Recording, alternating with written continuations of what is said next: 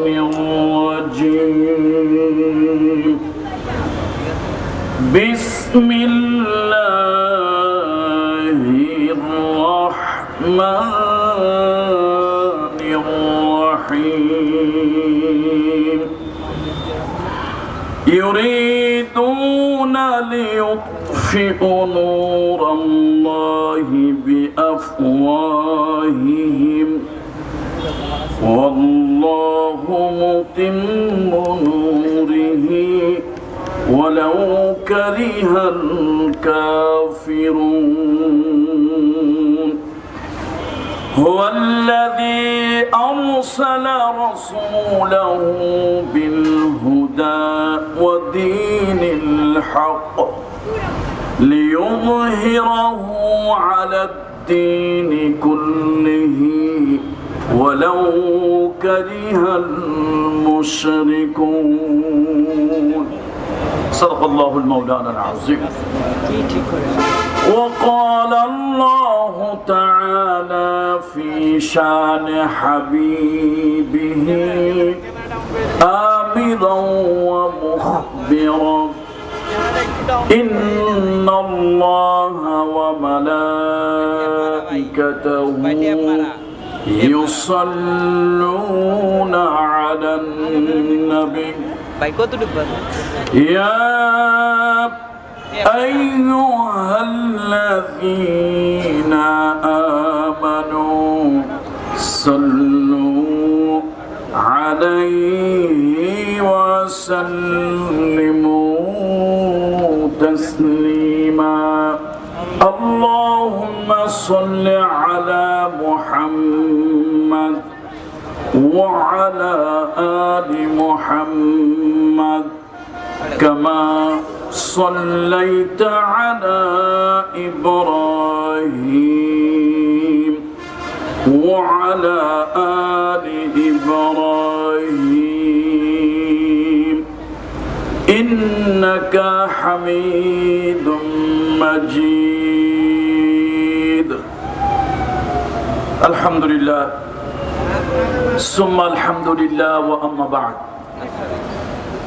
খতমে নবুয়ত এর উদ্যোগে আয়োজিত এই আজিম ও শান দ্বীনি মাহফিলের আজকের দিবসের সম্মানিত সভাপতি মহোদয়, মাহফিলে উপস্থিত মুআজ্জাজ মুহতারাম ওয়াজিবুল ইহতিরাম হযরত উলামায়ে কেরাম আইম্মাতুল মাসাজিদ, আমার সামনে উপবিষ্ট দিন প্রিয়, ধর্ম প্রিয়, ইসলাম প্রিয়, রসুল প্রিয়, তাওহীদ প্রিয় জনতা, বিশেষত তারুণ্যের উচ্ছ্বাস উদ্দীপনায় ভরপুর ছাত্র বন্ধুরা, কিশোর তরুণ যুবকেরা, আবাসিক এলাকায় ছড়িয়ে ছিটিয়ে থাকা মায়ের তুল্য, বোনের তুল্য সম্মানিতা মহিলারা, আমি সকলের প্রতি শ্রেণী মোতাবেক শ্রদ্ধা, ভালোবাসা ও স্নেহ জ্ঞাপন করছি। আসুন আমরা সকলে মিলে মহান রব্বে কারিমের দরবারে বিনয়ের সাথে শুকরিয়া আদায় করি। সকলে পড়ি আলহামদুলিল্লাহ। সম্মানিত উপস্থিতি, আমার ইউটিউব বক্তব্য যারা শোনেন তারা জানেন আমি একটা লম্বা চূড়া ভূমিকা দিয়ে তারপরে বক্তব্য শুরু করি। আজকে আমি আমার সেই স্বভাব সুলভ আচরণের একটু ব্যতিক্রম করব। আজকে কোনো ভূমিকা ছাড়া কথা বলতে চাই। অনেক দূর থেকে, শত শত কিলোমিটার দূর থেকে জার্নি করে এসেছি, আর এসেই স্টেজে উঠেছি। আমি কোরআনুল কারীমের 61 নম্বর সূরা, সূরা আস-সাফ, এই সূরা থেকে 2 টুকরা আয়াতে মুকাদ্দাসা তেলাওয়াত করেছি। বর্তমান সময়ের প্রেক্ষাপটে এই আয়াতে কারিমা আলোচনা করা খুবই দাবি রাখে। মুহাম্মদ রাসূলুল্লাহ সাল্লাল্লাহু আলাইহি ওয়াসাল্লামের মক্কার জীবনের সূরাগুলো ছিল এক মেজাজের, এক দিমাগের। পক্ষান্তরে মদিনা জীবনের যে সূরা অবতীর্ণ হয়েছে মদনী জীবনে, এই সূরাগুলোর দিমাগ, মেজাজ, এই সূরাগুলোর অবস্থাটা ছিল একটু ভিন্ন রকম।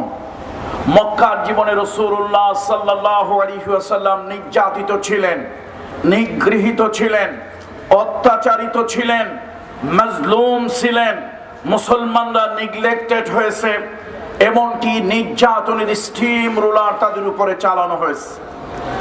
সেই প্রেক্ষাপটে আল্লাহ তাআলা তাওহীদ, রিসালাত, আখিরাত ইত্যাদির উপরেই ভিত্তি করে আল্লাহ তাআলা কোরআনুল কারীমের সূরাগুলো অবতীর্ণ করেছেন।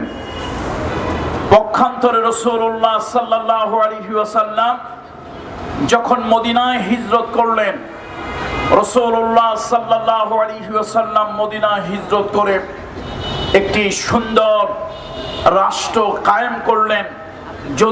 যদিও অনেকের কাছে মনে হবে যে মদিনা একটা রাষ্ট্র, এটা কিছু লোকের কাছে শুনলে তাদের আবার একটু চেতনায় অ্যালার্জি হবে। তারা বলবে যে মদিনা ছোট্ট একটা জায়গা, এখানে আবার রাষ্ট্র হলো কেমনে? দেখেন, আমি কিন্তু অল্প দিনের জন্য হলেও ঢাকা বিশ্ববিদ্যালয়ে রাষ্ট্রবিজ্ঞানের ছাত্র ছিলাম। ফতোয়া আমি দিচ্ছি না, ফতোয়া রাষ্ট্রবিজ্ঞান দিচ্ছে। নগর কেন্দ্রিক এক ধরনের রাষ্ট্র ব্যবস্থাপনা আগের যুগে ছিল। সুতরাং রাষ্ট্রবিজ্ঞানের কথাই যদি ধরে নেই, তাহলে মুহাম্মদ রাসূলুল্লাহ সাল্লাল্লাহু আলাইহি ওয়াসাল্লাম মদিনায় গিয়ে যে স্টেট কায়েম করলেন, সেটা কিন্তু পূর্ণাঙ্গ রাষ্ট্র না হলেও নগর কেন্দ্রিক রাষ্ট্র ব্যবস্থাপনা ছিল, এতে কোনো সন্দেহ নাই। সেই রাষ্ট্রের প্রধান হলেন মুহাম্মদ রাসূলুল্লাহ সাল্লাল্লাহু আলাইহি ওয়াসাল্লাম। এখন রাসূলের রাষ্ট্র পরিচালনার জন্য, সমাজ পরিচালনার জন্য, আন্তর্জাতিক পরিমণ্ডলে যোগাযোগ করার জন্য আল্লাহর হাবিবের কিছু আইন কানুন বিধিবিধান প্রয়োজন।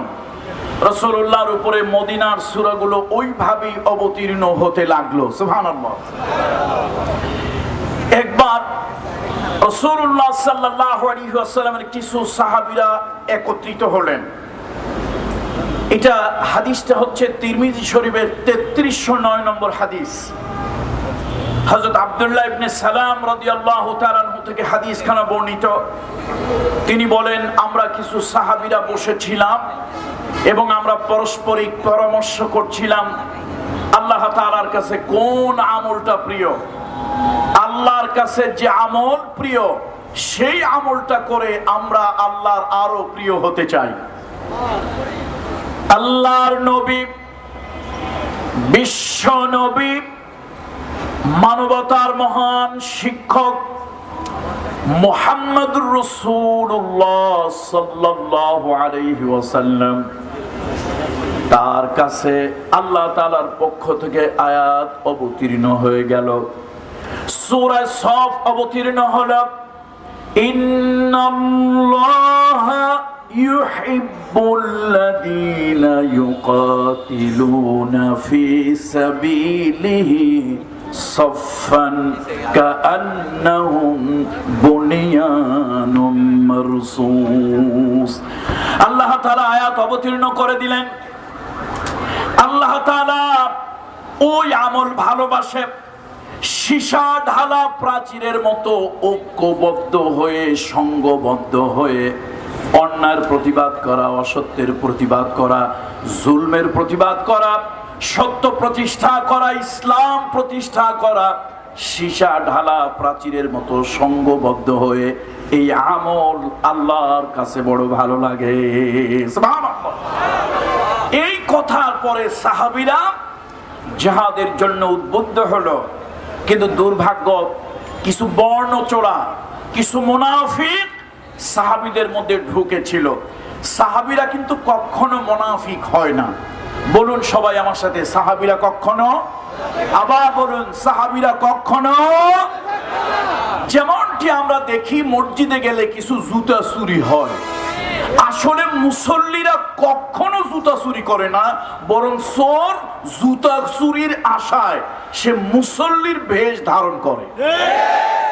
এই যে মসজিদ থেকে জুতা চুরি হইল, চোর দেখলো অন্য কোন পদ্ধতিতে জুতা চুরি করা সহজ নয়, আমি যদি মুসল্লির রং ধরি, ঢং ধরি, ভেষ ধরি, তাহলে অতি সহজে দামি জুতাটা চুরি করা সম্ভব।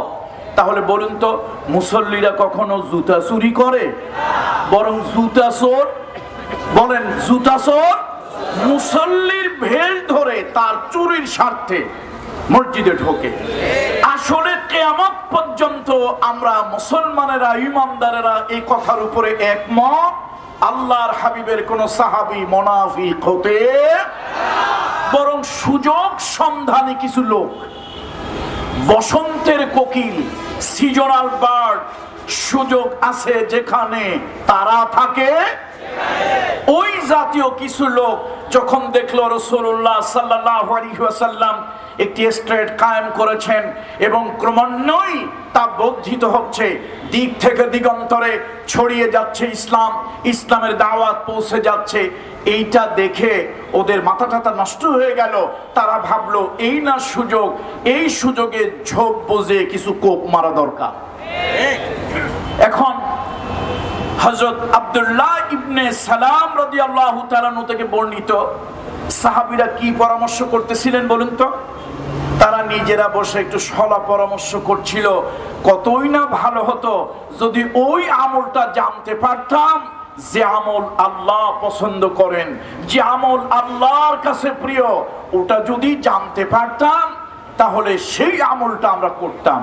আল্লাহ তাআলা জানিয়ে দিলেন, শোনো, মুখ দিয়ে বলাটাই সহজ নয়, কাজে পরিণত করতে হবে।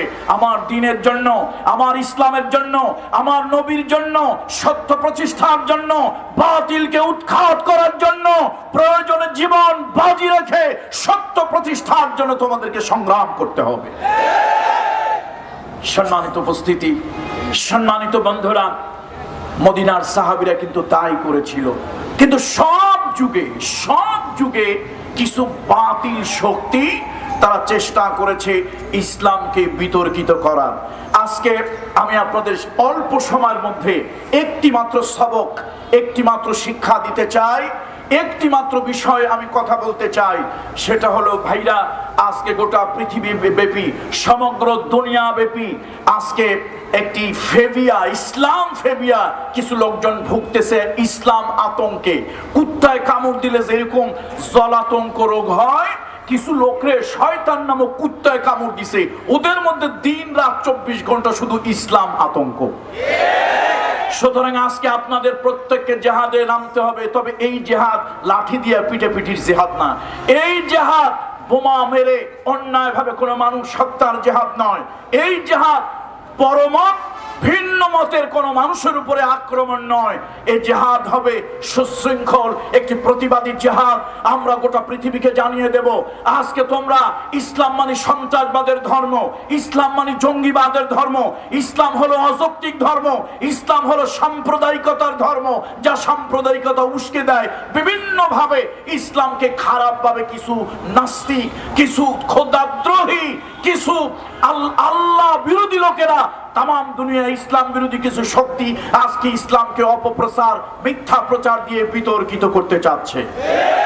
আমরা গোটা পৃথিবীকে জানিয়ে দেব, আমরা গোটা পৃথিবীকে জানিয়ে দেব, ইসলাম পৃথিবীতে শান্তির জন্য এসেছে, ইসলাম পৃথিবীতে সাম্যের জন্য এসেছে, ইসলাম পৃথিবীতে ভ্রাতৃত্বের জন্য এসেছে, ইসলাম পৃথিবীতে কল্যাণের জন্য এসেছে। পৃথিবীর মানুষের ভিতরে মানবতা, মনুষ্যত্ব, ইনসানিয়াত যেটুকু বাকি আছে শুধুমাত্র ইসলামের কারণে আছে। আজকে গোটা পৃথিবীর প্রচলিত রাজনীতি এবং অনেক ধর্ম মানুষকে উগ্রতা শিখায়, হিংস্রতা শিখায়, ভাই ভাইকে আক্রমণ করতে শিখায়, মানুষের উপরে জঙ্গলের পশুর মতো হিংস্র আক্রমণ করতে শিখায়। পৃথিবীতে মানবতার ধর্ম বিশ্বনবী মুহাম্মদ রাসূলুল্লাহ সাল্লাল্লাহু আলাইহি ওয়াসাল্লাম, যিনি ছিলেন মানবতার শিক্ষক, তার প্রচারিত ইসলাম, এটা যে মানবিক, এটা যে যৌক্তিক, এটা যে সায়েন্টিফিক, আজকে এই জেহাদে অবতীর্ণ হতে হবে।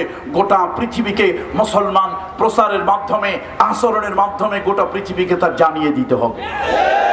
বন্ধুরা আমার, এই জন্য আমি 2 টুকরা আয়াত তেলাওয়াত করেছি, 8 এবং 9। 61 নম্বর সূরার কয় টুকরা আয়াতে মুকাদ্দাসা তেলাওয়াত করেছি?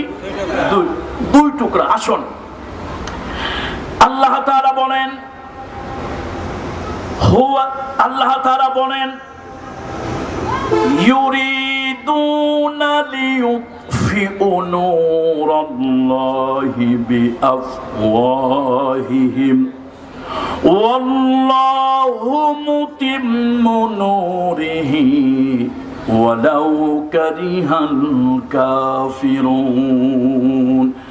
আল্লাহ তাআলা বলেন, কিছু সংখ্যক লোকেরা চায়, ইউরিদুন, তারা চায়, লিইউতফিউ নূরাল্লাহি বিআফওয়াহিহিম, তাদের মুখের ফু দিয়া আল্লাহর নূরকে তারা নিভায় দেবে, ইসলামকে তারা নিভায় দেবে। কিছু লোক চায়, ওয়াল্লাহু মুতিম্মু নূরিহি, আর আল্লাহ তার এই আলোকে প্রজ্বলিত করবেন, আল্লাহ তাআলা তার এই আলোকে আরো সুন্দর করে প্রস্ফুটিত করবেন।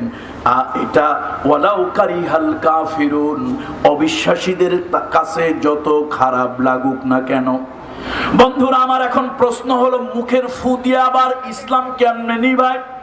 এ ব্যাপারে মুহাদ্দিসিন মুফাসসিরিন তারা বর্ণনা করেছেন, ইউরিদুনা লিইউতফিউ নূরাল্লাহি বিআফওয়াহিহিম, মুখের ফু দিয়ে আল্লাহর নূর নিভায় দেওয়া, ইয়ানি তারা চায় বিআকওয়ালিহিমুল বাতিলা, তারা তাদের মিথ্যা প্রচার দিয়া ইসলামকে নিভায় দিতে চায়। কত ঠিক কিনা বলুন?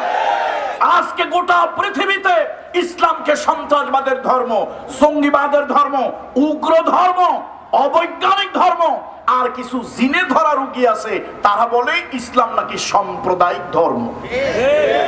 আর দুনিয়ার কোন ধর্ম সাম্প্রদায়িক হলো না, ইসলাম। জিনে ধরা রুগী বললাম কেন?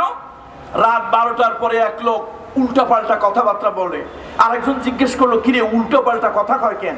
কয় যে তা তো বুঝি না। এই তোর নাম কি? কয় আমার নাম জরিনা। কয় না তোর নাম তো আব্দুর রহমান। কয় না আমার নাম জরিনা। তুই থাকিস কই? ওই তাল গাছের মাথায়। মুরব্বী একজন এসে কয়, খবরদার চিল্লাচিল্লি করিস না, ওর জিনে ধরছে। জবান জিব্বা ওর, কিন্তু কথা জিনের। এখন এরকম বুদ্ধিজীবী নামধারী কিছু বুদ্ধি প্রতিবন্ধী যারা কথায় কথায় বলে ইসলাম নাকি সাম্প্রদায়িক, মৌলবাদ, উগ্রবাদ। দুনিয়ায় এত ধর্ম রইল, কোনটা সাম্প্রদায়িক হলো না। প্রত্যেক ধর্মের লোক তার নিজের কথা বলতে পারে, তার স্বাধীনভাবে নিজের কথা প্রকাশ করতে পারবে।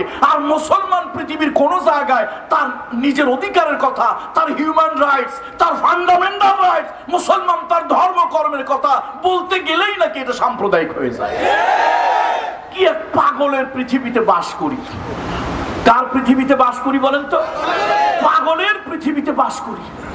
আজীব ব্যাপার, তোমার ধর্ম তুমি পালন করলে সাম্প্রদায়িক হয় না, আমার ধর্ম আমি পালন করলে সাম্প্রদায়িক হয়ে যায়। এই জন্য বলতেছিলাম, আসুন সূরা আস-সফ, একদম ভূমিকা ছাড়া কথা।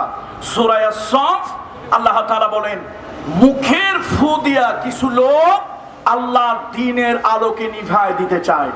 এটার ব্যাখ্যা এই যুগের ইসলামী স্কলার যারা আছেন, উলামা ইকরাম, এবং পূর্বের যুগের উলামা ইকরাম বলেছেন, বিআকওয়ালিহিমুল বাতিলা। আসলে মুখের ফু দিয়ে তো ইসলাম নিবানো যায় না, এটা আল্লাহর রূপক অর্থে বুঝিয়েছেন। অর্থাৎ তাদের মুখের অপপ্রচার, অসত্য প্রচার, মিথ্যা প্রচার, বিতর্কিত প্রচার ইত্যাদি দ্বারা তারা ইসলামকে নির্মূল করতে চায়, নিভিয়ে দিতে চায়, বিতর্কিত করতে চায়। কিন্তু আল্লাহ বলেন, ওয়াল্লাহু মুতিম্মু নূরিহি, আল্লাহ তার ইসলামকে শাশ্বত করে রাখবেন, আল্লাহ তার ইসলামকে তুলে ধরে রাখবেন। আল্লাহ তার ইসলামের সৌন্দর্য গোটা পৃথিবীতে ছড়িয়ে দেবেন, তাতে অবিশ্বাসীদের যতই খারাপ লাগুক না কেন। বন্ধুরা আমার, ছোট্ট দুইটা বাস্তব ঘটনার মাধ্যমে এর সত্যতা আপনি পাবেন। আমি যে কথা বলতেছি কি চাপার জোরে বলতেছি না, এর পিছনে আসলে কোন সত্য দলিল আছে, আমি তা ইতিহাস থেকে তুলে ধরব অল্প সময়ের মধ্যে।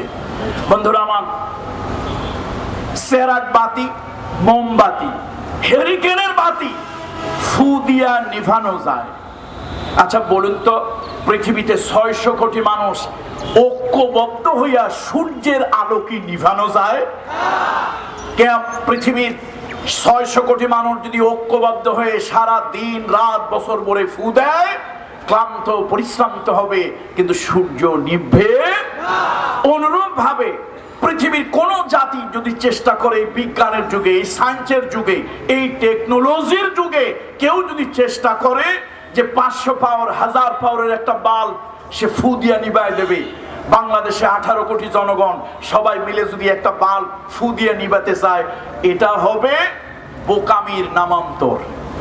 এটা হবে বোকামির নামান্তর। তার কারণ হলো ইলেকট্রিসিটির বাতি 18 কোটি কেন 28 কোটি মানুষও মিলে ফু দিয়া নিভাতে পারে না। ইলেকট্রিসিটির বাতি যদি নিভাতে হয়, অফ করতে হয়, সুইচে হাত দিতে হবে।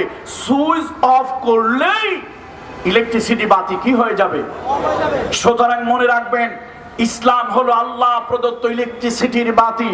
গোটা দুনিয়ার বাতিল শক্তি, গোটা দুনিয়ার তাগুত শক্তি মিলে ঐক্যবদ্ধ হয়ে যদি ইসলামকে বিতর্কিত করতে চায়, নির্মূল করতে চায়, উৎখাত করতে চায়, ইসলামকে মানুষের সামনে খারাপভাবে উপস্থাপন করতে চায়, তা কখনো সম্ভব। ইসলাম নামক নূরের সুইচ কার কাছে? আরশে আজিমে আল্লাহর কাছে। বন্ধুরা আমার, অপপ্রচার দিয়া, মিথ্যা প্রচার দিয়া দ্বীন ইসলামকে উৎখাত করার, বিতর্কিত করার ষড়যন্ত্র আজকের নয়, 1000 বছর আগের এ ষড়যন্ত্র। বন্ধুরা আমার, মুরব্বীরা আমার, মুহাম্মদ রাসূলুল্লাহ সাল্লাল্লাহু আলাইহি ওয়াসাল্লাম তিনি যখন দ্বীনের দাওয়াত, কালেমার দাওয়াত, তাওহীদের দাওয়াত দিচ্ছিলেন, তারা তাকে নির্যাতন করলো। সেই নির্যাতনে নবীজি কালেমার দাওয়াত ছেড়ে দেন নাই। সাহাবীদের উপরে অত্যাচার হয়েছে, রক্তাক্ত করা হয়েছে। এরপরও তারা সত্য ধর্ম, সত্য দ্বীন, ইসলাম প্রচার করতে তারা একটুও বিরত থাকে না। এবার একটা নতুন কৌশল অবলম্বন করলো। সে কৌশলটা হলো হুমকি দিয়া, ধামকি দিয়া, অত্যাচার নির্যাতন করিয়া, রক্ত বওয়াইয়া ইসলামের দাওয়াত থেকে বিরত রাখা গেল না। এবার তারা একটা ষড়যন্ত্র করলো।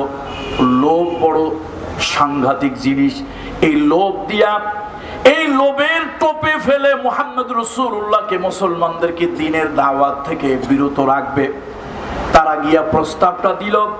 আল্লাহ রসুলের যিনি অভিভাবক, রসুলের যিনি গার্ডিয়ান, মুহাম্মদ রাসূলুল্লাহ যার কথা ফেলতে পারেন না, তিনি হলেন চাচা আবু তালিব। মায়ের গর্ভে থাকতে আমার রহমতের নবী বাবাকে হারালেন।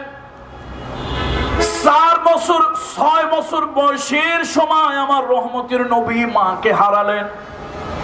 8 বছর বয়সের সময় আমার রহমতের নবী, এতিম নবী, তার দাদাকে হারালেন। যেই চাচা ভালোবাসা দিয়া, স্নেহ দিয়া, মমতা দিয়া, হৃদয়ের সবটুকু আবেগ, ভালোবাসা উজাড় করে দিয়া আল্লাহর নবীকে লালন পালন করেছেন, ওই চাচা আর কেউ নয়, চাচা হলেন আবু তালিব। একদিন লোকেরা, মক্কার কাফেরেরা, মক্কার যারা সমাজ পরিচালনা করে, সমাজপতিরা গিয়া আবু তালিবকে বলল, আবু তালিব, তোমার ভাতিজাকে আমরা মারধর করেছি, তোমার ভাতিজার অনুসারীদেরকে মারধর করেছি, আর মারবো না। তোমার ভাতিজা কি যা চায় তাই দেব। এতিম মানুষ, টাকা পয়সার অভাবের মধ্যে ছিল। সে 25 বছর বয়সে বিগত যৌবনা এক পৌরা নারীকে বিয়ে করেছে। দাম্পত্য জীবনে হয়তো সুখটুক পায় নাই। ও আবু তালিব, তোমার ভাতিজাকে বলো, আমরা তাকে সুন্দরী নারী দেব, আমরা তাকে অর্থ দেব, টাকা দেব। যদি সে চায় খানায় খাবার কিছু অংশ তার ইবাদতের জন্য আলাদা করে দেব। শুধু আমাদের একটা দাবি মানতে হবে, ইসলামের দাওয়াত আর যেন না দেয়।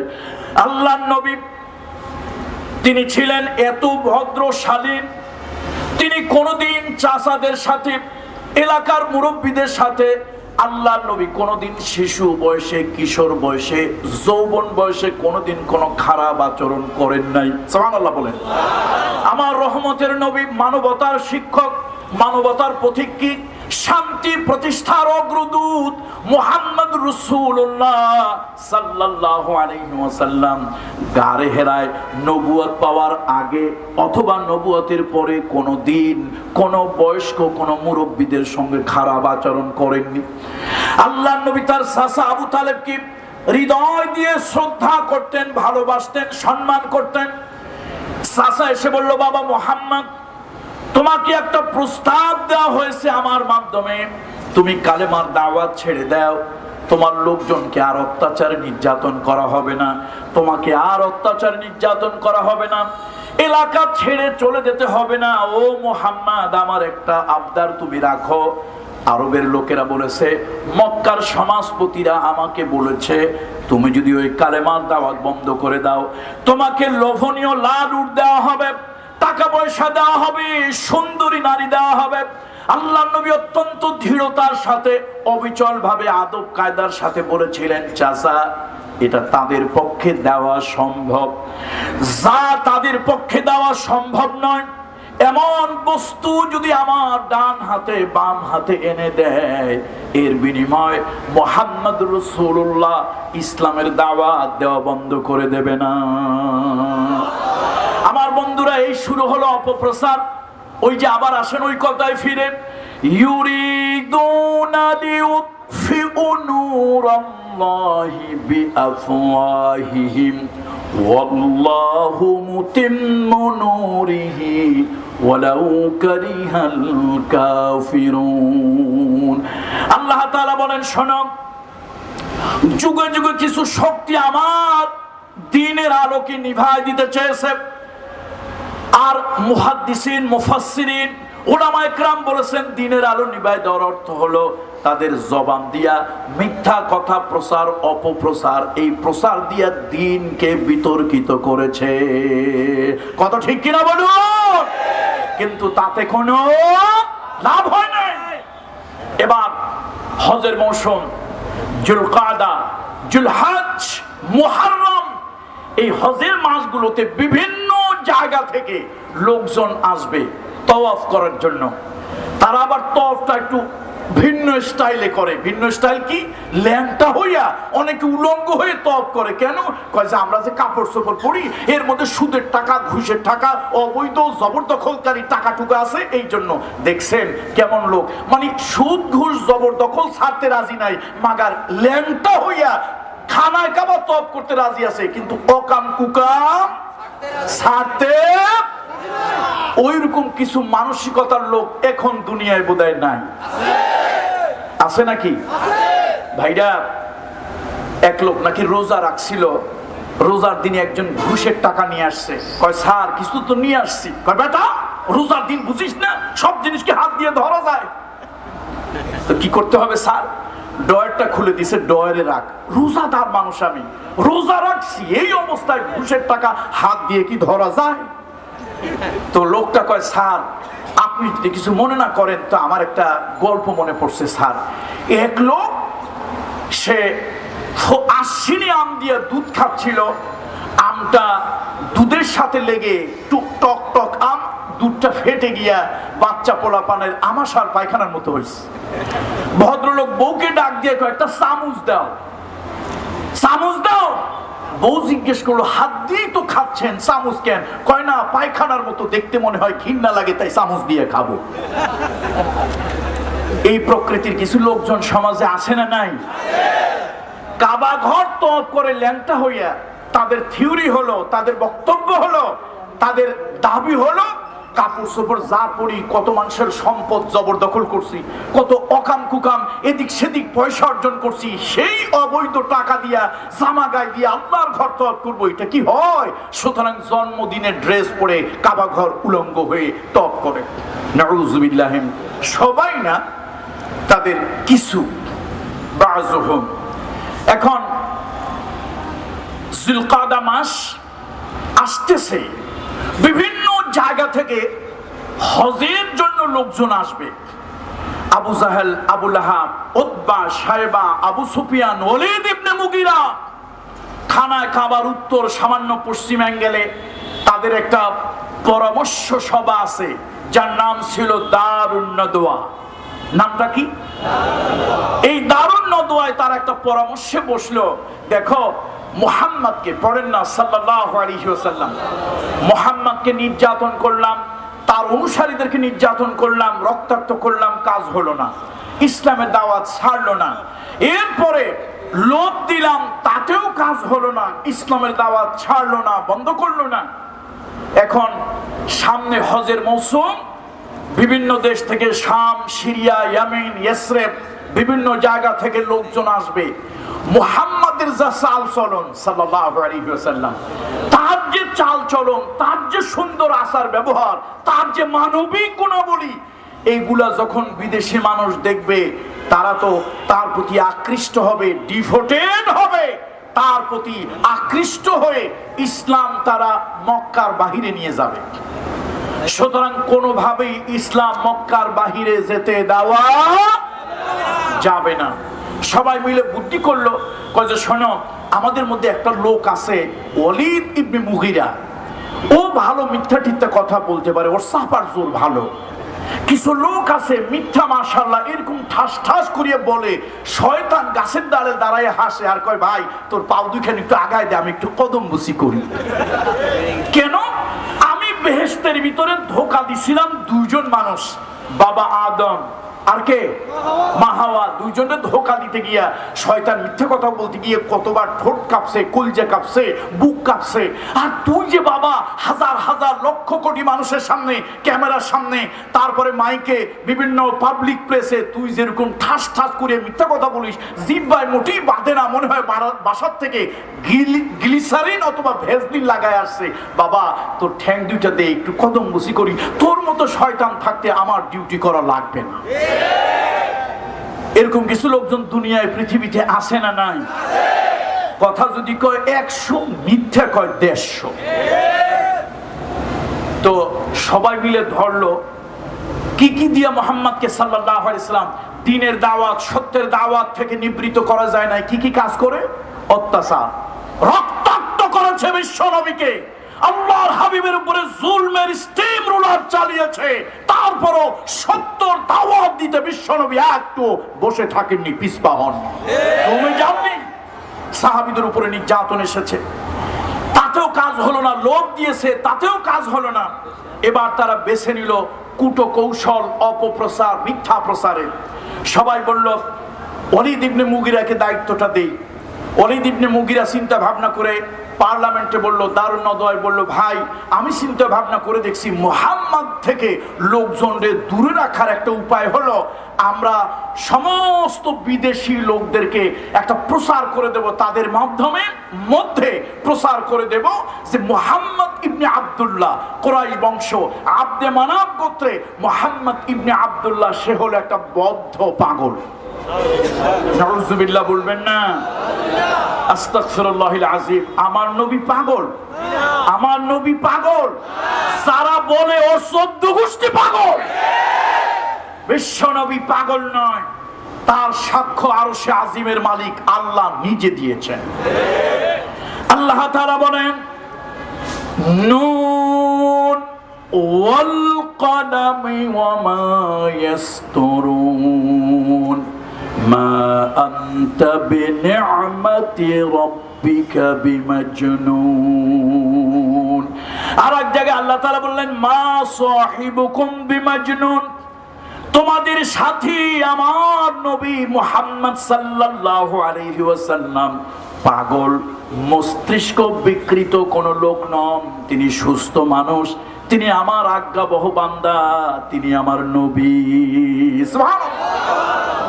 এখন দারুণ নদয় এটা সিদ্ধান্ত হলো যা যা লজিস্টিক সাপোর্ট লাগে, একা একা কি এত হজে কত মানুষ আসবে, কত রাস্তা দিয়ে আসবে? আচ্ছা বলেন সব মানুষ কি একজন কি পারে? একটু সাপোর্ট দরকার না আরো লোকের? আবু সুফিয়ান মক্কার তিনি শাসক, তার নেতৃত্বে আবু জাহেল, আবু লাহাব, উতবা, শাইবা সবাই বলল ওয়ালিদ ইবনে মুগিরাকে সাহায্যকারী লোক দাও। ওয়ালিদ ইবনে মুগিরা এবার সে জাবালে আবু কুবাইসের পাশে, ওই যে উত্তর পাশে একটা 1000 বছরের পুরান একটা কবরস্থান মাকবারা মুআল্লা, মুআল্লার পাশে, জাবলে কাবার পাশে, সাফার পাশে, মারওয়ার পাশে 10 জন 20 জন করে লোক রিক্রুট করে রাখলো। বিদেশি লোক আসলেই এই মিথ্যা প্রচার বাক্সটা, মিথ্যা সম্প্রচারটা তারা ছেড়ে দেবে। লোকজন দল ধরে আসতে লাগলো খানায় কাবার দিকে। এবার তারা জিজ্ঞেস করতে লাগলো ভাই মিন আইনা আনতুম, মিন আইনা আনতুম, এই তোমরা কোথা থেকে আসছো? বলে মিনাল ইয়ামান, মিনাশ শাম। আচ্ছা, মারহাবান বিকুম, ইয়া আল্লাহ ফাদ্দাল, আহলান সাহলান ওয়া মারহাবান বিকুম, শোনো তোমাদেরকে সুস্বাগতম। ভাই, আমরা হইলাম মক্কার শাসক, মক্কার প্রশাসক আবু সুফিয়ানের লোকজন। শোনো, মক্কার মুতাওয়াল্লি হজের খাদেম যারা আছে তারা সবাই মিলে সিদ্ধান্ত নিয়েছে তোমাদের বিদেশিদের যা সহযোগিতা লাগে আমরা করব, তোমাদের যার যা ধরনের প্রয়োজন আছে আমরা মেটানোর চেষ্টা করব, তোমাদের কোনো বিপদ আপদ না হয় সেজন্য আমরা সার্বক্ষণিক ব্যবস্থা রেখেছি। ও বিদেশিরা, একটি মাত্র কথা তোমাদের কাছে, তোমরা সব জায়গায় যাবে, সব জায়গায় ঘুরবে, সব কিছু দেখবে, কিন্তু খবরদার ভুলেও কুরাইশ বংশ আব্দে মানাব গোত্র আব্দুল মুত্তালিবের নাতি আব্দুল্লাহর এতিম ছেলে মুহাম্মদ, এই পাগলটার কাছে তোমরা যাবে না, সে একটা বদ্ধ পাগল। আমার নবী পাগল, আমার নবী পাগল। সত্য প্রচার না মিথ্যা প্রচার? সঠিক প্রচার না অপপ্রচার? এই অপপ্রচার সেদিনও ছিল, আজকের পৃথিবী তো ইসলামের নামে আর ইসলামের ধারক বাহকদের নামে মিথ্যা প্রচার আছে কি নাই? বন্ধুরা আমার, ইসলামকে কেমনে সন্ত্রাসী বানানো যায়? অথচ কখনো ইসলাম সন্ত্রাসবাদকে উস্কে দেয় না, জঙ্গিবাদকে ইসলাম কখনো উস্কে দেয় না, ইসলাম কখনো মানুষের মানবাধিকার খর্ব করে না। একমাত্র ধর্ম ইসলাম বলেছে, হিন্দু হোক, বৌদ্ধ হোক, খ্রিস্টান হোক, কালো হোক, ফর্সা হোক, পৃথিবীর সব মানুষ আল্লাহর সৃষ্টি মানুষ। তুমি যদি একটা মানবতার দাবি রাখে, একটা অসহায় মানুষকে মানবিক হাত বাড়িয়ে দিয়ে একটা মানুষের জীবন বাঁচতে তুমি যদি সাহায্য করো, ওমান আহইয়াহা ফাকান্নামা আহইয়ান নাস জামিআ, তুমি একটা মানুষকে মানবিক হাত বাড়িয়ে দিয়ে বাঁচতে সাহায্য করলে, হিন্দু হোক, বৌদ্ধ হোক, খ্রিস্টান হোক, দেশি হোক, বিদেশি হোক, তোমার মতের হোক, ভিন্ন মতের হোক, তোমার ধর্মের হোক, ভিন্ন ধর্মের হোক, একটা মানুষকে যদি মানবিক সাহায্য দিয়ে তুমি বাঁচাও, আমি বলি না, কোরআন বলে ফাকান্নামা আহইয়ান নাস জামিআ, তুমি যেন গোটা পৃথিবীর সব অসহায় মানুষকে বাঁচিয়ে দিয়েছো, ওই সওয়াব আল্লাহ তোমার আমলনামায় দিয়ে দেবে। ইসলাম একবার ওই কথা বলেনি মুসলমানকে বাঁচালে তোমার সওয়াব হবে, অন্য কোন ধর্মের জাতির লোককে বাঁচালে তোমার সওয়াব হবে না, এ কথা বলেনি।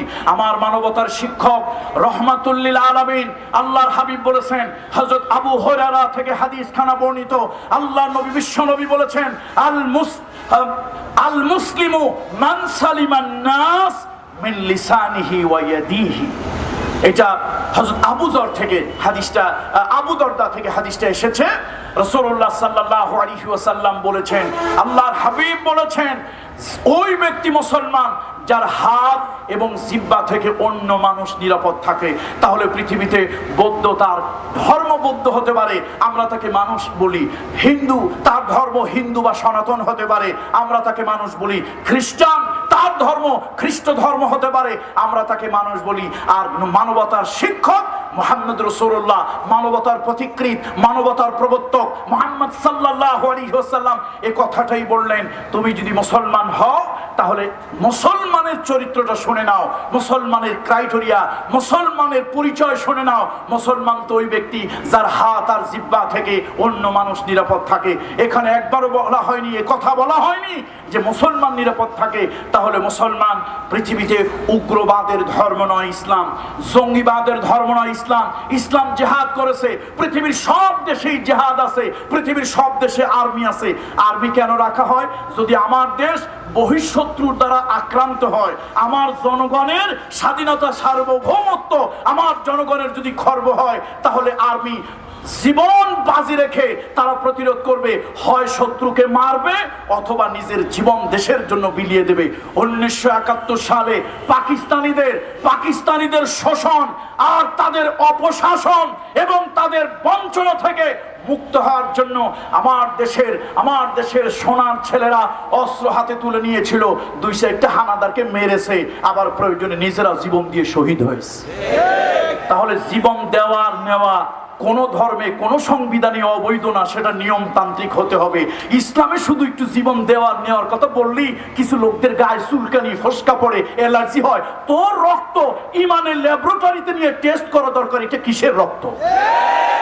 অন্য জায়গা তোমার চুলকানি হয় না, ইসলাম জীবন দেওয়ার নেওয়ার কথা বললেই তোমার যত চুলকানি। সুতরাং ইসলাম কখনো মানুষ হত্যার জন্য প্ররোচনা দেয় নাই, বরং সাহায্যের হাত, মানবিক হাত, মনুষ্যত্বের হাত বাড়িয়ে পৃথিবীর সব মানুষকে বাঁচতে সহযোগিতা করার কথা বলেছে। আল্লাহু আকবার বলুন। বন্ধুরা আমার, তারা লোকজন বিভিন্ন জায়গায় জাবলে আবু কুবাইস, জবলে কাবা, জবলে ওমর, সাফা মারওয়া পাহাড়ের পাশে তারা লোকজন জড়ো হয়েছে। কোথা থেকে আসলেই মিন আইনা আনতুম, এই তোমরা কোথা থেকে আসলা? বলে আমরা মিনাশ শাম, আমরা শাম দেশ থেকে আসছি, সিরিয়া থেকে আসছি। আচ্ছা, মারহাবান বিকুম। শোনো, তোমরা মক্কায় থাকবা, হজ করবা, লাত মানাত উজ্জা হুবুল দেবতার সামনে অর্ঘ্য নিবেদন করবা, খানায় কাবা তোয়াব করবা, সাফা মারবা, সাই করবা, কোনো অসুবিধা নাই। তোমাদের 100% নিরাপত্তা আছে। মন চাইলে একটু ওকাজ মেলায় গিয়া ওই মিনার পাশে ওকাজ মেলায় গিয়ে একটু লাল নীল বোতলও খাইতে পারো মন চাইলে। পাপ মুছে যাবে, অসুবিধা নেই, পাপ মুছে যাবে। যা ইচ্ছা তাই করবা, শুধু একটা জায়গায় যাবা না। একটা পাগল হয়েছে আমার দেশে, সে পাগলটা কুরাইশ বংশ, আব্দে মানাব গোত্রে। পাগলের নাম কি? মুহাম্মদ ইবনে আব্দুল্লাহ। নাউযুবিল্লাহ, বলুন নাউযুবিল্লাহ। এখন লোকেরা হজ করতে এসে কয়, ভাই যা হোক, আল্লাহ যা করে ভালোর জন্যই করে। শোনো, এই পাগলের পালায় যদি পড়ে যেতাম তাহলে তো একটা বিপদে পড়ে যেতাম। যাক, ভালোই হয়েছে তারা আমাদেরকে সতর্ক করছে। দেখুন আল্লাহ তাআলার কি কুদরত। মানুষ বানিয়েছে আল্লাহ তাআলা, মানুষের মেন্টালিটির ভিতরে, মানুষের মানসিকতার ভিতরে একটা জিনিস আল্লাহ তাআলা সৃষ্টি করে দিয়েছেন, তার নাম হলো কৌতূহল, কিউরিসিটি। কথা ঠিক কিনা বলুন? যে জিনিস মানা করে ওই জিনিসের প্রতি মানুষের আগ্রহ বাড়ে, কৌতূহল বাড়ে। এখন লোকজন যার যার খানায় কাবা তওয়াফ করছে, সাফা মারওয়া সাই করছে, এদিক সেদিক ঘুরছে, ওই উকাজ মেলা গিয়ে একটু উল্টা সিধা কিছু কাজ কারবার করছে, এটা মক্কা থেকে একটু দূরে মিনার পাশে। তারপরে বাড়ি যাওয়ার সময় এখন সব গাঠটি বস্কা বেঁধেছে, বাড়ির পথে রওনা হবে। চলো মুসাফির বাদোগা ঠুড়ি জানা হয় বৌদু, চলো বাড়ি চলো। একজন কয়, ভাই সব কিছু কি সারছি, সব দেখছি, আবার জীবনে কোনোদিন এত শত শত মাইল পার হয়ে আবার কোনোদিন এই মক্কায় আসবো তা তো সম্ভব হবে কিনা জানি না, সব কি দেখছি। একজন কয়, ভাই সব দেখছি, তবে একটা পাগল আছে, এটা দেখি নাই। আর একজন কয়, ভাই পাগল তো দুনিয়ার সব জায়গা আছে, পাগল নাই? ঢাকা শহরে পাগল নাই? এই যে রায়বাগ পাগল নাই? পাগল নাই কোথায়? সব জায়গা আছে। একজন কয়, ভাই পাগল তো দুনিয়ার সব জায়গা আছে, কিন্তু যেই পাগলের নামে অ্যানাউন্সমেন্ট হলো, যেই পাগলের নামে ব্রডকাস্ট হলো, যেই পাগলের নামে মিডিয়ায় প্রচার করা হলো, এই পাগলটা বোধহয় একটু আলাদা ধরনের পাগল হবে। দেখেন আল্লাহর ইচ্ছা কোথায় যায়। বন্ধুরা আমার, মুরব্বীরা আমার নবী মানবতার শিক্ষক মুহাম্মদুর রাসূলুল্লাহ সাল্লাল্লাহু আলাইহি ওয়াসাল্লাম, আল্লাহ তাআলা তাকে জামালে জিসমানি, কামালে জিসমানি, জামালে রূহানি, কামালে রূহানি আল্লাহ তাআলা তাকে দান করেছিলেন। আমার নবীর চেহারাটা যেরকম সুন্দর, আমার নবীর আচার ব্যবহার অত সুন্দর, আমার নবী এত সুন্দর ছিলেন, দুধের মধ্যে আলতা মেশালে যে রং হয়, বর্ণ হয়, আমার নবী এমন বর্ণের ছিলেন। মাঝখানে সিঁথি কাটতেন, দুই পাশে চুলগুলো ছড়িয়ে দিতেন, মাঝখানে সিঁথি কাটতেন, মাঝে মাঝে এই সিঁথির মাঝখানে মেশকো আম্বর ছেড়ে দিতেন, টপ টপ করে কপালের দিকে এসে পড়তো। আল্লাহ নবী দুই হাতের তালুর মধ্যে আল্লাহর হাবিব খুশবু মাখতেন। যদি কোনো বাচ্চা ছেলেদের দেখতেন, যদি কোনো মাসুম বাচ্চাদেরকে দেখতেন, স্নেহ করে একটু মাথায় হাত বুলিয়ে দিতেন, দোয়া করে দিতেন। রহমতের নবীর হাত যেই বাচ্চার গায়ে লেগেছে 2 দিন 4 দিন পর্যন্ত তার গায়ের মধ্যে খুশবু থাকতো, আর লোকেরা বলা বলি করতো আর কারণ নয়, মুহাম্মদুর রাসূলুল্লাহর হাত পড়েছে। আল্লাহু আকবার। আমার ভাইরা বন্ধুরা, আমার ভাইরা বন্ধুরা, পাগল দেখার জন্য লোকজন গেল। পাগল কোথায়? ওই তো পাগল। যখন তারা দেখল, তারা অবাক হয়ে গেল। পাগলের কোনো শালীনতা নাই, রুচি নাই, পাগলের কোনো পরিষ্কার পরিচ্ছন্নতার জ্ঞান নাই। আমার নবী কখনো উগ্র পোশাক পরতেন না, আমার নবী কখনো উগ্র পোশাক পরতেন না, শালীন পোশাক পরতেন। আমার নবী কখনো খুব দামি জৌলুসওয়ালা পোশাক পরতেন না, কিন্তু নবীজি যা পরতেন পরিষ্কার পরিচ্ছন্ন পোশাক পরতেন। আল্লাহ নবী পবিত্র পোশাক পরতেন, আল্লাহ নবী রুচি সম্মত কালার পরতেন। এমন কোন কালার, এমন কোন রঙের পোশাক নবীজি কখনো পড়তেন না যাতে তাকে দেখে মানুষ হাসি তামাশা করবে, জোকারের মতো যোগ করবে। দূরের থেকে এক নজর দেখলেই বোঝা যেত লোকটার শালীনতা আছে, ভদ্রতা আছে, রুচিবোধ আছে। আম্মা জান আয়েশা সিদ্দিকা রাদিয়াল্লাহু তাআলা আনহা আমার নবীর গায়ে হাত বুলায় দিচ্ছিলেন আর পূর্ণিমার চাঁদের দিকে তাকিয়েছিলেন। আমার নবীর দিকে তাকিয়ে আম্মা জান আয়েশা বলেছিলেন, ও দুনিয়ার মানুষ, ইউসুফ আলাইহিস সালামকে জুলাইখা তার প্রেমে পড়েছিল। মিশরের নারীরা ইউসুফ আলাইহিস সালামকে দেখে এত সৌন্দর্য দেখে বিমোহিত, বিমুগ্ধ হয়ে গিয়েছিল। ইউসুফ আলাইহিস সালামের চেহারার দিকে তাকাইয়া তারা ফল কাটতে গিয়ে হাত কেটে ফেলেছিল। আম্মা জান আয়েশা সিদ্দিকা বলেছেন, ও দুনিয়ার মানুষ, ইউসুফ আলাইহিস সালামের সৌন্দর্য দেখে মিশরের নারীরা ফল কাটতে গিয়া অন্যমনস্ক হয়ে, আনমনা হয়ে, আত্মবিস্মৃত হয়ে হাত কেটে ফেলেছিল। আমার নবীকে আল্লাহ যে দৈহিক সৌন্দর্য, মানবিক সৌন্দর্য, তার চরিত্রের সৌন্দর্য, তার মাধুর্যের যে সৌন্দর্য আল্লাহ তাআলা দিয়েছেন, এটা যদি মিশরের মহিলারা দেখত, হাত কাটা তো দূরের কথা, কলিজা কাটলেও টের পেত না। মুহাম্মদ রাসূলুল্লাহর ভাষা ছিল অত্যন্ত সুন্দর, মার্জিত। আল্লাহ নবী কখনো আক্রমণাত্মক ভাষা ব্যবহার করতেন না, আল্লাহ নবী কখনো নিন্দামূলক ভাষা ব্যবহার করতেন না। রাসূলুল্লাহ রাগ হলে খুতবায় তিনি শব্দটা জোরে করতেন, কিন্তু কখনো উগ্র কোনো শব্দ ব্যবহার করতেন না। আল্লাহু আকবার। লোকেরা পাগল দেখতে গেল, তাদের ধারণা ছিল হয় উলঙ্গ হবে, অথবা গরমের দিনের কাপড় শীতের দিনে, শীতের দিনের কাপড় গরমের দিনে, হয় একেবারে উলঙ্গ অথবা একটা জায়গায় 10টা পড়বে। কিন্তু গিয়ে দেখে আল্লাহ, কি শালীন পোশাক, কি মার্জিত পোশাক, কি রুচিশীল পোশাক, কি সুন্দর, কি পরিষ্কার, কি পরিচ্ছন্ন, সাথের লোকজনের সাথে কি সুন্দর মানবিক সুন্দর আচরণ। একজন আরেকজনের কয়, ভাই হিসাবে তো মেলে না, লোকটা পাগল হইল কেন?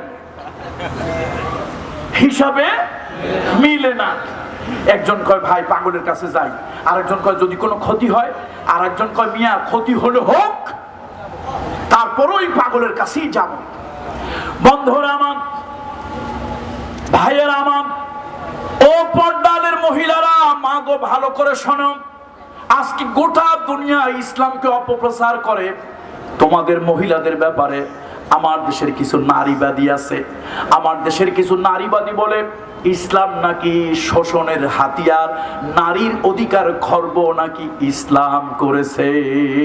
দুনিয়ায় এত ধর্ম, এত মতাদর্শ, দুনিয়ার নারী এত কিছুর দ্বারা নির্যাতিত হলো, ধর্ষিত হলো, ওই জায়গায় দোষ না, যত দোষ কোন জায়গায়? ইসলামে।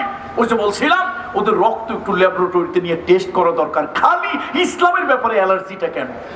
শোনেন, শুনুন, ইতিহাস শুনুন। জাহিলি যুগে যে কয়জন লোক শিক্ষিত ছিল, লিটারেট, আক্ষরিক জ্ঞান ছিল, তার মধ্যে একজন, অন্যতম একজন হলেন সাইয়্যিদুনা ওমর ইবনুল খাত্তাব। আবাসিক অঞ্চলের আমার মায়েরা, আবাসিক অঞ্চলের প্রত্যেক ঘরের মা, মুসলমান ছাড়া অমুসলিম কোন মা বোন যদি থাকেন, তার কাছে আমি আমার আহ্বান পৌঁছে দিচ্ছি। দেখুন সাইয়্যিদুনা ওমর রাসূলুল্লাহর ব্যাপারে কি মন্তব্য করেছেন। সাইয়্যিদুনা ওমর ছিলেন কাফের, তিনি রাসূলুল্লাহকে হত্যা করতে গিয়েছিলেন।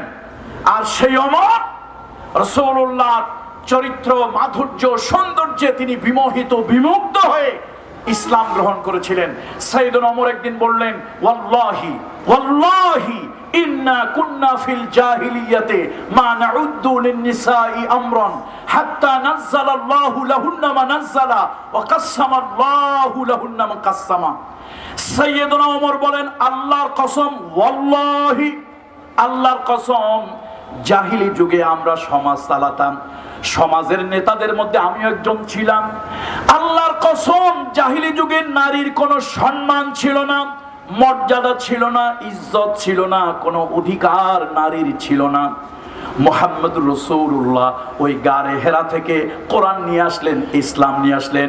রহমতের নবীর মাধ্যমে আমরা বুঝতে পারলাম, আমরা যেরকম মানুষ, কন্যা সন্তান ওইরকম মানুষ।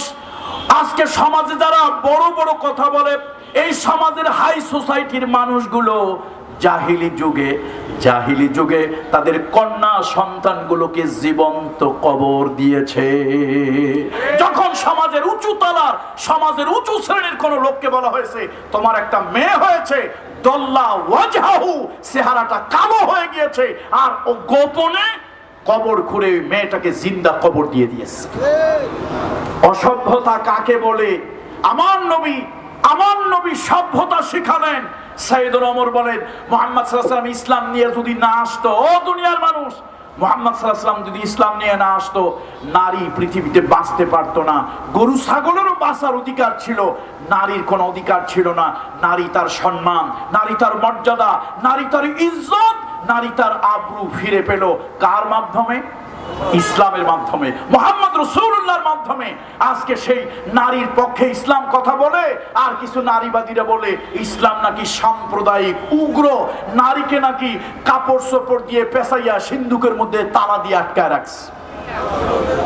তোমরা যতই অপপ্রচার, মিথ্যা প্রচার করো, আল্লাহ তার দ্বীন ইসলামকে প্রজ্বলিত করবেই করবে। জোরে বলুন ঠিক কিনা? পাগল দেখার জন্য লোকজন গেছে, মনে আছে না নাই? এখন রাসূলুল্লাহর চেহারা, তার কথাবার্তা, তার বাচন ভঙ্গি ইত্যাদি শুনে একজন আরেকজনের কয়, ভাই আমরা যখন হজের সফরে আসব, আমাদের এলাকার আসমানি কিতাবের কিছু আলেমেরা বলা বলি করছিল যে শেষ জামানার নবী দুনিয়ায় আসার নাকি সময় হয়ে গেছে, আলামত শুরু হয়েছে। ভাই লোকটার চাল চলন, কথাবার্তা যা সন্দেহ হয়, চলো বাড়ি যাই, হস্ত হয়ে গেছে, চলো বাড়ি যাই। আসমানি কিতাবের আলেমদের কাছে কথা, তাদের কাছে গিয়ে বলি, এই নবীর সিমটম, আলামত বলি, হয়তো উনি হতেও পারেন। আবু জাহেল, আবু লাহাব অপপ্রচার, মিথ্যা প্রচার করে ইসলামকে কোন জায়গায় রাখতে চেয়েছিল? মক্কার মধ্যে। আল্লাহ তাআলা ইসলামের কনসেপ্ট, ইসলামের ধারণা মক্কার বাহিরে পাঠিয়ে দিল। সংক্ষেপে আমি আর একটু বলি, 2-1 মিনিটের মধ্যে শেষ করব। বন্ধুরা আমার, এবার সব লোকেরা ধরলো, এই ওয়ালিদ ইবনে মুগীরা, আর তুই যে মিথ্যা বললি, আমি জানি তুই মিথ্যায় খুব পটু, কি মিথ্যা বললি বেটা? মুহাম্মাদের কথা আমরা বাহিরে প্রচার করব না। এখন তো হিতে বিপরীত হইল, যত মিথ্যা কথা বললাম, লোক তো বাহিরে ইসলাম চলে গেল। শোন, আগামী বছর তোর দায়িত্ব, মিথ্যা বলবি, তবে এরকম একটা ঠাড়া পড়া মিথ্যা কথা বলবি। কোন মিথ্যা? বাংলায় কয় ডাহা মিথ্যা, আর গ্রামের মহিলারা কয় ঠাড়া পড়া মিথ্যা। কি এরকম বলে না? আমরা একটু ভদ্র ভাষায় বলি কি মিথ্যা? ডাহা মিথ্যা। আর গ্রামের সহজ সরল মহিলারা কয় কোন মিথ্যা? ঠাড়া পড়া মিথ্যা। এখন কয় কি, শোন, এইবারের জন্য তোরে মাফ করলাম, তুই আগামীবার মুহাম্মাদের নাম সাল্লাল্লাহু আলাইহি ওয়াসাল্লাম বিদেশে বাহিরে যেন না যায়, মিথ্যা বলবি, তবে বেটা এরকম একটা ঠাডা পড়া আজগায় মিথ্যা কথা কবি যে তার নাম শুনলে ভয়তে মানুষ 3 মাইল দূরে থাকে। আচ্ছা ঠিক আছে, যা হোক, ওই যুলকাদা মাস আবার আসছে। কোন মাস? বিভিন্ন জায়গা থেকে লোকজন কোথায় রওনা হয়েছে? কোথায় কোথায় কোথায়? হজের সফরে মক্কায়। এখন ওই দরদিরা কারা? আরে কথা কয় না, কারা? মার পড়ে না পড়ে মাসির, তারা হলো সর্বনাশী। ইসলামের জন্য এদেশের আলেম ওলামা, পীর মাশায়েখ, এদেশের ইসলামী স্কলারদের জন্য পড়ে না, কিছু উল্লুক আর ভাল্লুক ইসলামের জন্য খুব পড়ে। মাঝে মাঝেই তারা বিভিন্ন জায়গায়, বিভিন্ন উপাসনালয়, মন্দিরে আগুন লাগায়, অথচ 5 ওয়াক্ত নামাজে গলায় রশি লাগাইয়া মসজিদে আনা যায় না। বুঝতে হবে মায়ের থেকে মাসির দরদ বেশি, এর মধ্যে কিছু কিন্তু আছে। কোন আলেম কোনদিন বলছে জুমার খুতবায় হিন্দুর ঘরে আগুন লাগাইলে 1000 নেকি পাবেন, বিনা হিসাবে বেহেশতে যাবেন, এ কথা কোনদিন বলেছে? বরং দুনিয়ার সব আলেমদের ভিতরে মত পার্থক্য থাকতে পারে, আলেমদের ভিতরে মতদ্বৈততা থাকতে পারে, আলেমদের ভিতরে ইখতিলাফ থাকতে পারে। আমি দায়িত্ব নিয়ে বলছি, দুনিয়ার সব আলেম ঐক্যবদ্ধভাবে বলেছে ভিন্ন ধর্মের হওয়ার কারণে কোন ভিন্ন ধর্মাবলম্বীর উপরে অত্যাচার আর নির্যাতন করতে ইসলাম শিক্ষা দেয় না। এরপরও তোমরা যারা উল্লুকার ভাল্লুকের মতো লাফায় লাফায় গিয়ে কাম করো, তোমরা কেন করো ওগুলো আমরা বুঝি, কিন্তু আমরা ভয়তে বলি না। এক নাতিন জামাই এলাকায় গেছে, নতুন নাতিন জামাই, তো দাদা জিজ্ঞেস করছে দাদা শ্বশুর, নাতিন জামাই নামাজ কালাম কি পড়ো? কয় হ দাদা জান পড়ি। তো বলো তো অজুতে কয় ফরজ? এখন নাতিন জামাই হাসে আর কয় দাদা জান একটা কথা বললেন, এইটা তো একটা সহজ কথা, ভাবছেন বোধহয় জানি না, অজুতে 13 ফরজ, এ কে না জানে? কয় ফরজ? এখন দাদাই কয় সর্বনাশ, জীবনে এত ফরজের কথা আলেম ওলামারা বললো, ওযুতে 13 ফরজ তা তো শুনি নাই। আচ্ছা নাতিন জামাই তুমি ভাই বলো তো কি কি? তো নাতিন জামাই বলছে হাত দোয়া, মুখ দোয়া, চোখ দোয়া, নাক দোয়া, দুইতে বলতে বলতে 17টা হয়েছে। কথা কয় না, কয়টা হয়েছে? এখন লোকজন বলতেছে দাদা শ্বশুর বলতেছে নাতিন জামাই তুমি বললা ওযুর ফরজ 13টা, বলছো কয়টা? আরে কথা কয় না, বলছো কয়টা? 17টা। কারণ কি? কয় যে দাদা জানি আরো, কিন্তু বলি না আলেম ওলামার ভয়। কার ভয় বলি না? ওযুতে 13 ফরজ, তারপর বলতে বলতে বলছে কয় ফরজ? 17 ফরজ। কয় জানি আরো, আপনি মনে করছেন আমরা নামাজ কালাম পড়ি না, জানি আরো, কিন্তু বলি না কাদের ভয়? আলেম ওলামার ভয় বলি না। তো এই জাতীয় কিছু মুসলমান আছে, আমরা জানি অনেক কিছু কিন্তু ভয়তে বলি না। যা হোক বন্ধুরা, কথা আমার শেষ। পরের বছর আল্লাহর নবী জাদুকর, এই অপপ্রচার মিথ্যা প্রচার তারা চালিয়েছিল আল্লাহর নবীর কাছে যেন লোকজন আসতে না পারে, কিন্তু সে বছর তা সফল হয়নি। পৃথিবীর মানুষ হজ করতে যারা এসেছিল তারা জাদুকর দেখার জন্য এলো, আর আমার নবীর চেহারা যখন দেখলো, মার্জিত, শালীন, সুন্দর, সভ্য, দৃষ্টি আকর্ষণীয়, এমন সুন্দর একজন চেহারার মানুষ, চোখ ফিরানো যায় না। লোকজনের চোখ দিয়ে টপ টপ করে পানি পড়তে লাগলো। আল্লাহর হাবিবের জবান থেকে কোরআন তেলাওয়াত হচ্ছে, মানুষের চোখ দিয়ে টপ টপ করে পানি পড়ছে, আর তারা বলতেছে এমন লোকটা জাদুকর হতে পারে না, সত্যি তিনি যদি জাদুকর হন তার জাদুর মন্ত্র শুনে আমরা পাগল হতে রাজি আছি। আল্লাহু আকবার। বন্ধুরা আমার, অপপ্রচার, মিথ্যা প্রচার, ইউরিদুনা লিইউতফিউ নূরাল্লাহি বিআফওয়াহিহিম, এই বিআফওয়াহিহিম দ্বারা উলামায়ে কেরাম, ইসলামিক স্কলাররা বলেছেন মুখের ফু দিয়া বাতি নিবে দেওয়ার অর্থ হলো ইসলামকে অপপ্রচার, মিথ্যা প্রচার করে বিতর্কিত করা। আজকে আমি যে জেহাদের ডাক দিচ্ছি, মারামারি জেহাদ নয়, অত্যাচারের জেহাদ নয়, ভাঙচুরের জেহাদ নয়, সাদাবাজির জেহাদ নয়, সন্ত্রাসের জেহাদ নয়। আজকে আমি যে জেহাদের ডাক দিচ্ছি, মানবতার জেহাদ। আমার ভালোবাসা, আমার আন্তরিকতা, আমার ব্যবহার দিয়ে গোটা পৃথিবীকে জানিয়ে দেব, মুসলমান কখনো সন্ত্রাসবাদ করে পৃথিবী জয় করে নাই। আল্লাহর হাবিব মানবতা প্রচার করেছেন। ইসলাম কখনো জঙ্গিবাদের ধর্ম, ইসলাম কখনো উগ্রবাদের ধর্ম, ইসলাম কখনো সাম্প্রদায়িক প্রতিক্রিয়াশীল ধর্ম, এটা কখনো নয়। ইসলাম মানবতার ধর্ম, সাম্যের ধর্ম, মৈত্রী ধর্ম, ভ্রাতৃত্বের ধর্ম, বৈজ্ঞানিক ধর্ম, ইসলাম যৌক্তিক ধর্ম, ইসলাম আল্লাহ প্রদত্ত ধর্ম। চিৎকার দর করে বলুন ঠিক কিনা? এই জিহাদ হবে আজকে থেকে। গোটা পৃথিবীর বাম আর রাম মিডিয়াগুলোকে আমরা জানিয়ে দিতে চাই, ইহুদি খ্রিস্টানের দোসর উদ্দেশ্য প্রণোদিত হয়ে যে মিডিয়াগুলো ইসলামকে সন্ত্রাসবাদ, জঙ্গিবাদ হিসেবে আখ্যায়িত করতে চায়, তাদের মোকাবেলায় আমরা আমাদের সুন্দর মানবিক ব্যবহার দিয়ে, আমরা আমাদের সুন্দর মানবিক আচরণ দিয়ে, আমরা আমাদের উদারতা দিয়ে, আমরা আমাদের ভালোবাসা দিয়ে, আমরা আমাদের নৈতিক চরিত্র দিয়ে, মনে রাখবেন অস্ত্র দিয়ে ক্ষমতা দখল করা যায়, অস্ত্র দিয়ে সম্পদ দখল করা যায়, আল্লাহর কসম অস্ত্র দিয়ে হৃদয় জয় করা যায় না। আমার রহমতের নবী মানুষের হৃদয় জয় করেছেন তার মানবিক আচরণ দিয়ে। সুতরাং সেই ইসলামের কথা বলবো। অপপ্রচার যতই হোক, মিথ্যা প্রচার যতই হোক, ভ্রান্ত প্রচার যতই হোক, ইউরিদুনা লিউতফিউ নূরাল্লাহি বিআফওয়াহিহিম, তারা যতই চেষ্টা করুক আল্লাহর দ্বীনকে ফু দিয়ে নিভায় দিতে, আল্লাহও দেবে না, আর আল্লাহর গোলাম হিসেবে আমরাও ছাড়ব না। আল্লাহ তাআলা আমাদের সকলের প্রতি রহম করুন। হাদা মা ইনদি ওয়াল ইলমু ইনদাল্লাহ আলাইহি তাওয়াক্কালতু ওয়া ইলাইহিল উনীব। যাদের উদ্দেশ্যে মাহফিল হয়েছে, যারা প্রশাসনিক, রাজনৈতিক, সামাজিকভাবে এই কোরআনের কথা শোনার ব্যবস্থা করে দিয়েছেন, আল্লাহ তাআলা তাদেরকে দুনিয়া এবং আখিরাতে কোরআনের জন্য, দ্বীনের জন্য, ইসলামের জন্য, সত্যের জন্য আল্লাহ তাদেরকে কবুল করুন। আসসালামু আলাইকুম ওয়া রাহমাতুল্লাহি ওয়া বারাকাতুহু।